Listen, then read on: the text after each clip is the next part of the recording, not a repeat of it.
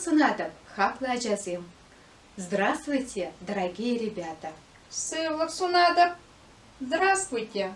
Это я, Альдюк-апа. Куебе, Альдюк-апа. Салам, Аджазем! Привет, ребята! Дорогие ребята, на прошлом занятии мы с вами изучили названия домашних животных и их детенышей на чувашском языке. А сегодня мы будем изучать названия диких животных на чувашском языке. Дикие животные – это те, которые живут в лесу, в поле, в саванне, в джунглях, в реках и озерах, морях и океанах. Ребята, а вы знаете, какие животные живут в нашей республике Чувашия? А я знаю, и вы их знаете. Только знаете ли вы, как их названия звучат на чувашском языке? Азамат, конечно, мы их сегодня этому научим.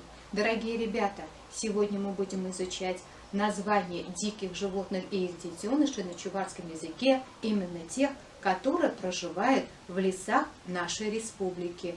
Итак, начинаем. Уба – медведь. Уба-жюри – медвежонок. Кашкар – волк. Кашкар-жюри – волчонок. Шапла – верно. Пакша – белка.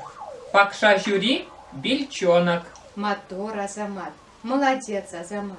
Тиля – лиса. Тиля-жюри – лисенок. Мулгач – заяц. Мулгач-жюри – зайчонок. Пажи – лось. Пажи-поруже – лосенок. Тарас, правильно. Череп – еж. Череп-жюри-зем – ежата. Щелень – змея. Щелень-чапи – змееныш.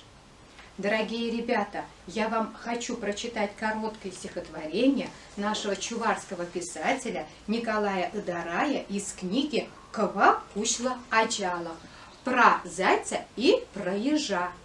Куянба череп. Куян хоен тузенчен, куза ыйт на перинже.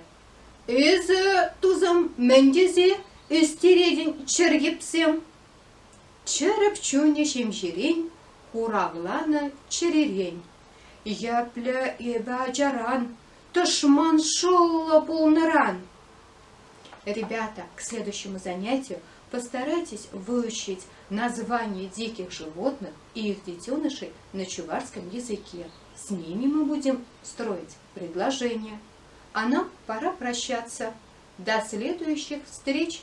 Тепредель Булычень. Теперь, Юлдарсен, друзья, пока! Тепредель Булычень. До свидания.